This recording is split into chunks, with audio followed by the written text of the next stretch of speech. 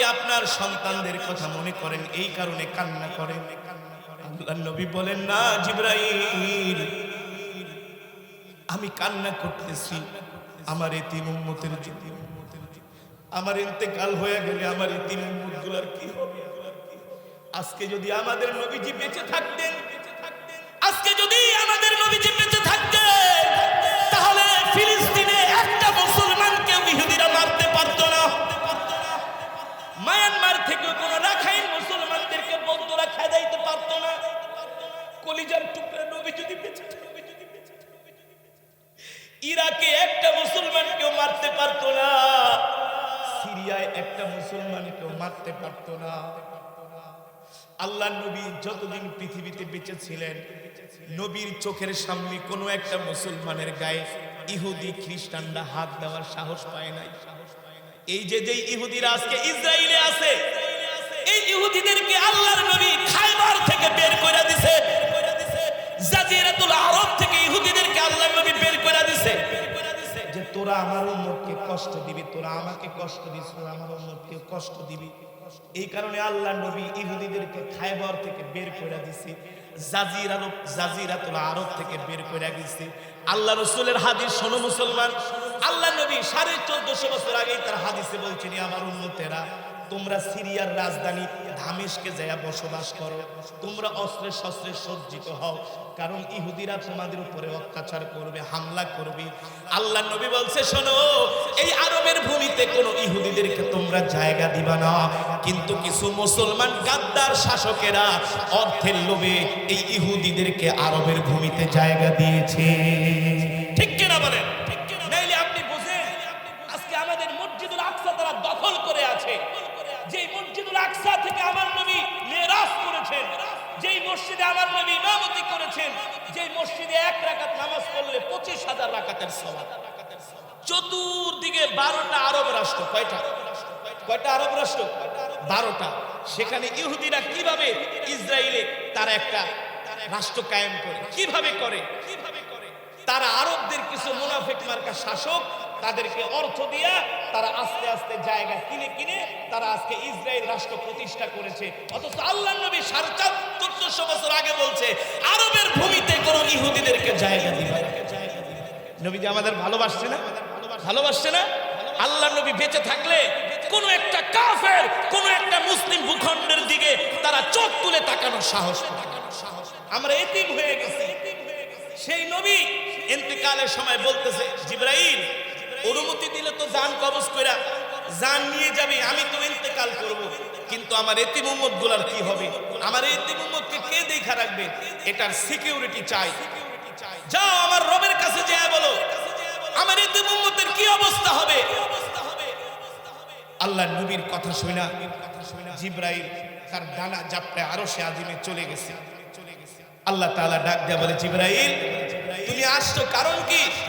বলে, আসবো না কেন আল্লাহ, আপনার বন্ধু তো জান কবজ করার অনুমতি দিচ্ছে না। বলে, কেন? বলে, আপনার বন্ধুর নাকি আপনার সাথে এখনো একটা কথা বলার বাকি রয়ে গেছে। আল্লাহ তাআলা বলে, কি কথা বলো? কি কথা বলবে আমার হাবিব? আমি তার কোন কথা ফিরিয়ে দিয়েছি? তার কোন দোয়া আমি ফিরিয়ে দিয়েছি বলো? জিবরাইল বলে, গো আল্লাহর নবী, আপনার হাবিব বলেছেন, আপনার হাবিবের ইন্তেকালের পরে তার এতিম উম্মতের কে খবরদারি করবে? তার এতিম উম্মতের কি হবে? কে দেখবে?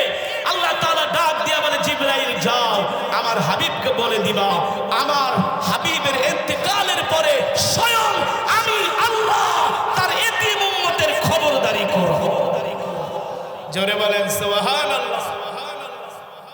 আল্লাহর নবী আমাদেরকে আল্লাহ তাআলার কাছে জিম্মাই দিয়ে গেছে। কথাটা বোঝেন? আল্লাহ তাআলার কাছে আমাদেরকে জিম্মাই দিয়ে গেছে। আর নবী আমাদের জন্য দোয়া করে গেছে, আমার উম্মতকে দুনিয়াতে কোনো শাস্তি দিবেন না। কেন? কথাটা বোঝার চেষ্টা করেন। একটা ছেলে খুব দুষ্টামি করে, বাবার সাথে যাবে দাওয়াত খাইতে, যেখানেই যায় মানুষের মরিচ গাছ ধরে টান দেয়। আছে না কিছু দুষ্ট স্বভাবের ছেলে? অমুকের বাড়িতে যায় খোঁচা মারে, অমুকের মারে, আছে কি আছে না? এখন মা সন্তানকে গোসল টোসল করে বাবার হাতে দিয়ে দেয়, শোনেন, বাচ্চাটারে নিয়ে যাইতেছেন দাওয়াত খাইতে, খুব দুষ্ট, কিন্তু অন্যায় করলো মাইরেন না।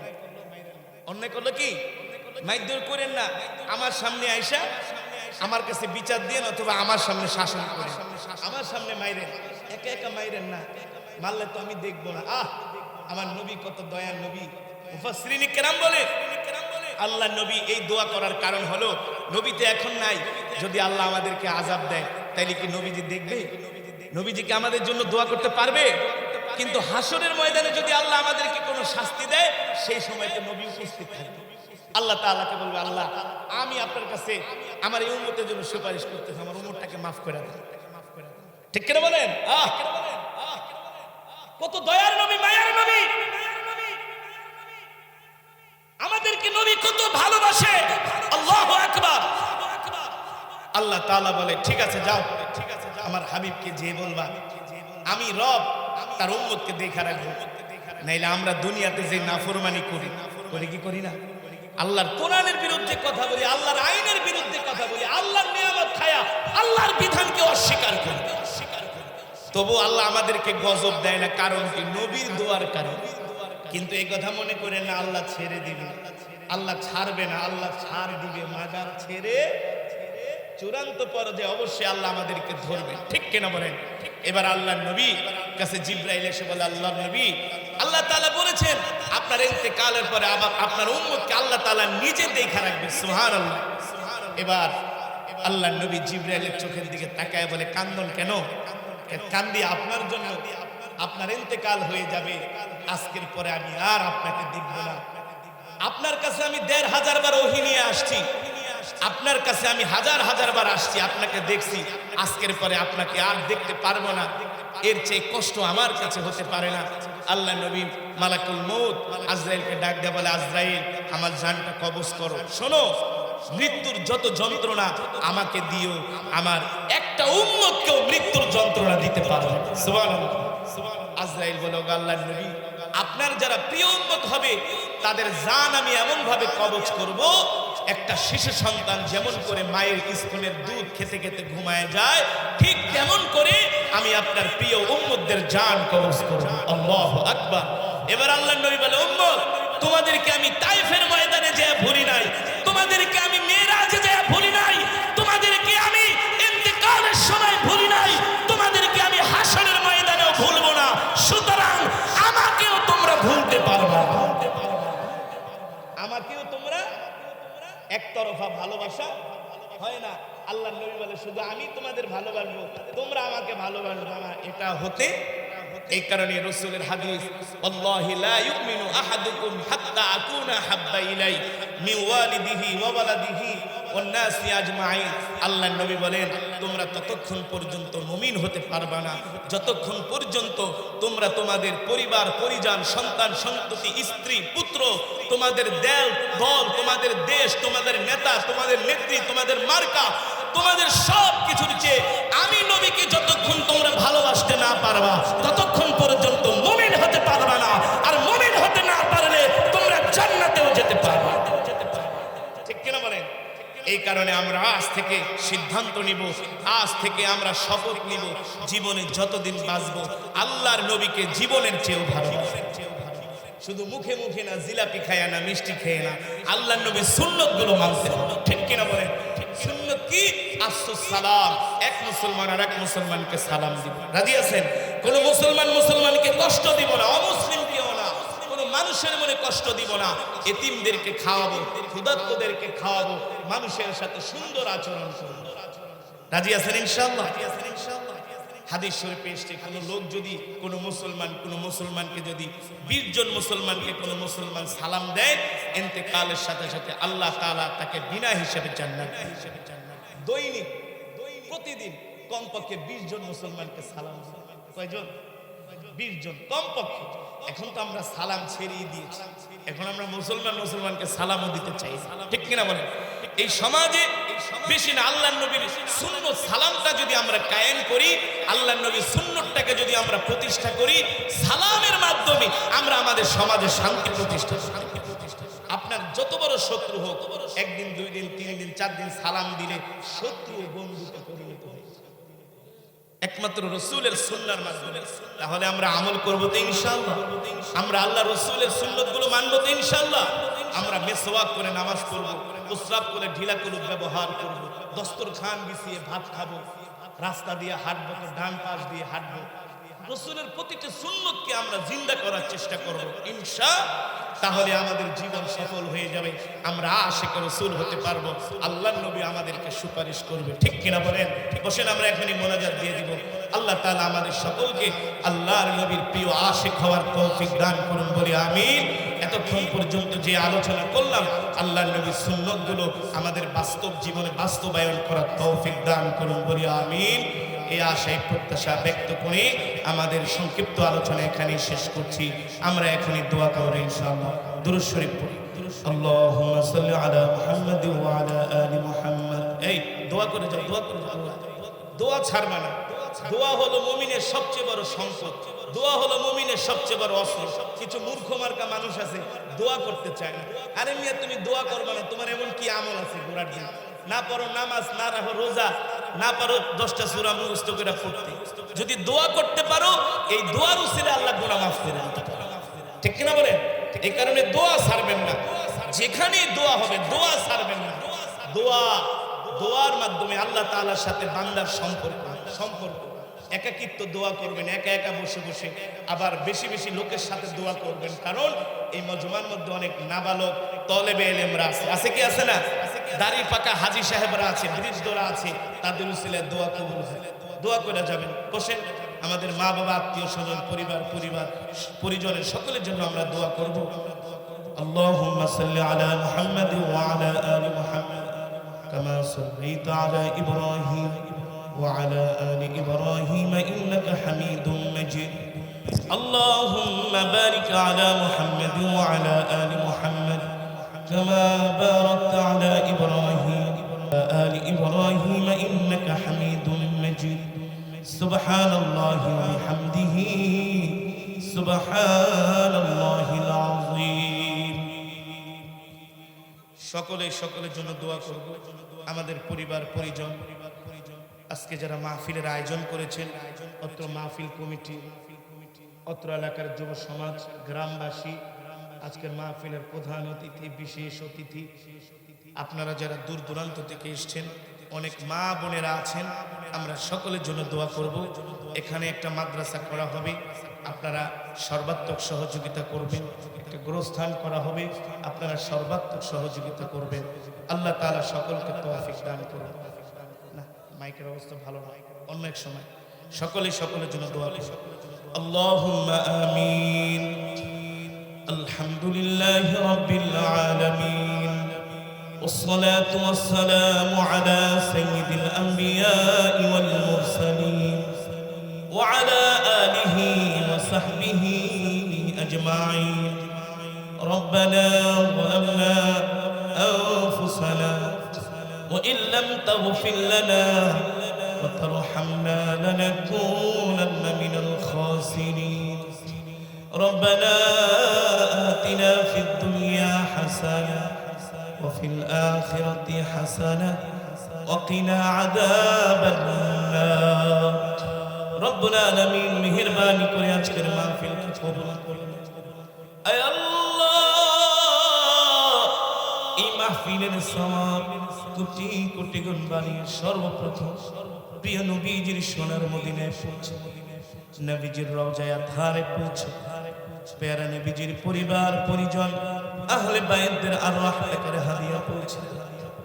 আয় আল্লাহ, বদরের সাহাবী, উহুদের সাহাবী, খন্দকের সাহাবী, সমস্ত সাহাবা আজমাইনদের আরওয়াহ তাকে হাদিয়া পৌঁছে। বাবা জান্নাতুল মুআল্লা, জান্নাতুল বাকিতে যারা শুয়ে আছে, সকলের আরওয়াহ তাকে হাদিয়া পৌঁছে। আয় আল্লাহ, বাবা আদম থেকে শুরু করে আজ পর্যন্ত যত মুমিন মুমিনা, মুসলিম মুসলিমা যারা অন্ধকার কবরে মাটির নিচে শুয়ে আছে, রব আপনি সকলের কবরে আস-সাওয়াব পৌঁছে দেন। মেহেরবানি করে আল্লাহ, আমাদের জনম দুঃখী আব্বাজান আম্মাজানের কবরে আযাব মাফ করে, আব্বা আম্মার কবরকে জান্নাতের বাগান বানায়, দাদা দাদি নানা নানি আত্মীয় স্বজন পাড়া প্রতিবেশীকে মাফ করে, মেহেরবানি করে আল্লাহ আজকের অত্র এলাকার যুব সমাজ যারা এত সুন্দর মাহফিলের আয়োজন করছে, এই 2 দিন ব্যাপী সম্মেলনকে আল্লাহ কবুল করে নেন। আয় আল্লাহ, মাহফিলের প্রধান অতিথি, বিশেষ অতিথি, সভাপতি, আমন্ত্রিত অতিথি, আয় আল্লাহ দূর দূরান্ত থেকে আপনার যত পেয়ারা বান্দারা এসছে, অনেক মা বোনেরা আসছে, অনেক মুরব্বিয়ান আমরা আছেন।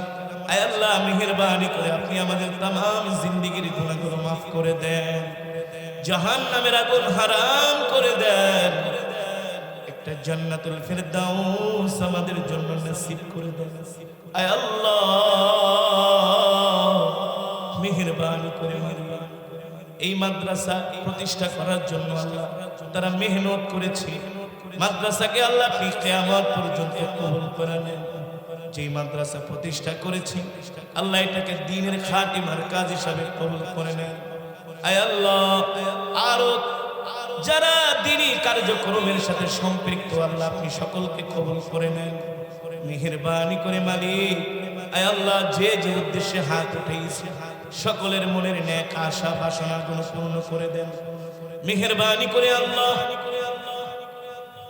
আয় আল্লাহ মেহেরবানি করে মালিক, এক ভাই তার বাবার জন্য দোয়া চেয়েছেন আল্লাহ আজমির, আল্লাহ তার বাবার জন্য দোয়া চেয়েছেন, আল্লাহ তার বাবাকে ক্ষমা করে দেন।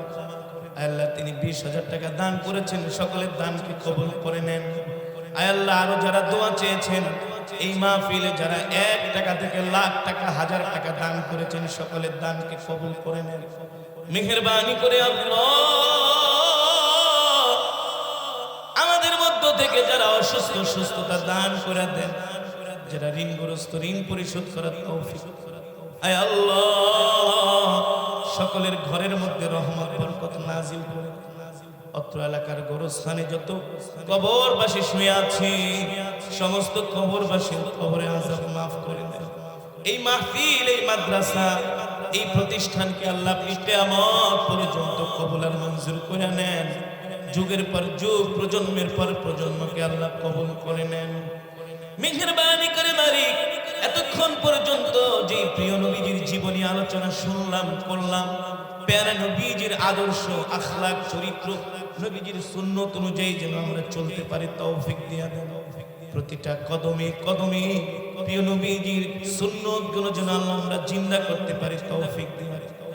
আল্লাহ সারা পৃথিবীর মুসলমানদেরকে মাফ করে দেন, আমাদের দেশের উপর রহমত বরকত নাজিল করে। মেহেরবানি করে ফিলিস্তিনি মুসলমানদেরকে রহম, আল্লাহ ফিলিস্তিনি মুসলমানদের সাহায্য করে, সারা পৃথিবীর মুসলমানদেরকে এক কাতারে আসার তৌফিক। আল্লাহ মসজিদুল আকসাকে মুক্ত করার তৌফিক দেন। আল্লাহ সারা পৃথিবীর প্রতিটা কোনায় কোনায় আল্লাহ আপনি জিহাদের দামামা ছড়িয়ে দেন। আল্লাহ সারা পৃথিবীর মুসলমানদেরকে আল্লাহ আপনার দ্বীনের জন্য জান মাল কুরবানি করার সেই হিম্মত শক্তি দান। আয় আল্লাহ যে যে উদ্দেশ্য নিয়ে হাত উঠেছে সকলের মনে নেক আশাগুলো পূর্ণ, একজনকেও খালি হাতে ফিরে। আয় আল্লাহ গভীর রজনী মালিক, আপনি যদি ফিরে দেন আমরা কার কাছে? আপনি ছাড়া তো আমাদের আর যাওয়ার জায়গা না। আপনি তো আমাদের রব, আপনি তো আমাদের মালিক। আয় আল্লাহ আমরা আপনার গোলাম, আপনি আমাদের মুনিব। গোলামদেরকে ফিরাইয়া দিয়েন, গোলামদেরকে ফিরাইয়া দিয়েন। আল্লাহ আপনি আমাদের জন্য জাহান্নামের আগুন হারাম করে দেন, একটা জান্নাতুল ফিরদাউস আমাদের জন্য ওয়াজিব করে দেন। আয় আল্লাহ আজকের মাহফিলে যারা দান করছে তাদের দান কবুল করে দেন, যারা দান করবে লিখিয়েছেন আল্লাহ তাদের দানও কবুল করে দেন, আল্লাহ তাদের দেওয়ার তৌফিক দেন। আল্লাহ যার মনে যত আশা আছে সকল আশাগুলো পূর্ণ আশা। আল্লাহুম্মা ইন্নী আসআলুকা ইলমান নাফিআ ওয়া রিজকান তাইয়্যিবা ওয়া আমালান মুতাকাব্বালা। রব্বি ইন্নী লিমা আনজালতা ইলাইয়া মিন খাইরিন ফাকির। রব্বি আন্নী মাসসানি আদ-দুররু ওয়া আনতা আরহামুর রাহিমিন। রব্বি আন্নী মাগলুবুন ফান্তাসির। ইয়া হাইয়্যু ইয়া কাইয়্যুম বিরহমাতিকা আস্তাগীথ ইয়া যাল জালালি ওয়াল ইকরাম ইয়া যাল জালালি ওয়াল ইকরাম। হাসবুনাল্লাহু ওয়া নি'মাল ওয়াকিল, নি'মাল মাওলা ওয়া নি'মান নাসির। اللهم إنا نجعلك في نحورهم ونعوذ بك من شرورهم سبحان ربك رب العزة عما يصفون وسلام على المرسلين والحمد لله رب العالمين আল্লাহ আপনার কাছে ফরিয়াদ মৃত্যু তো দিবেন এই মৃত্যুটা আমাদেরকে জিহাদের ময়দানে দিবেন কোরআন তেলাওয়াত অবস্থায় মৃত্যু রমজান মাসে রোজা অবস্থায় মৃত্যু দিয়ে সিজদা অবস্থায় মৃত্যু দিয়ে আয় আল্লাহ বাইতুল্লাহ শরীফ মদিনাতুল মুনাওয়ারায় মৃত্যু দিয়ে নাফরমান বেঈমান বানায়া কবরে ডাক দিয়েন না জাহান্নামী বানায়া কবরে ডাক দিয়েন না ওই কবরটা আমাদের জন্য জান্নাতের বাগান বানায়া দিন মৃত্যুর সময় আল্লাহ কষ্ট দিয়েন না আযাব দিয়েন না মালাকুল মউত আজরাইলকে বলে দিন মৃত্যুর সময় যাতে আমাদের কষ্ট না দেয় আজরাইল যেন আমাদের সামনে ভয়ঙ্কর চেহারা নিয়ে না আসে আল্লাহ আল্লাহ আসানের সাথে মৃত্যু দিয়ে আসমানের সাথে মৃত্যু দিয়ে আল্লাহ ওই কবরটা জান্নাতের বাগান বানায় দিয়ে বিনা হিসাবে জান্নাত দিয়ে হিসাব নিকাশ নিয়ে না হিসাব নিকাশ নিলে জান্নাতের দ্বারের কাছেও যেতে পারবো না বিনা হিসাবে জান্নাতের ফয়সালা بغور سبحان ربك رب العزة عما يصفون والسلام على المرسلين والحمد لله رب العالمين واجعل آخر كلمتنا عند الموت لا إله إلا الله محمد رسول الله সুন্দর আগামী দিনের প্রত্যাশা হযরত ইসলামিক মিডিয়া এভাবে চলতে পারে না চলতে দেওয়া যায় না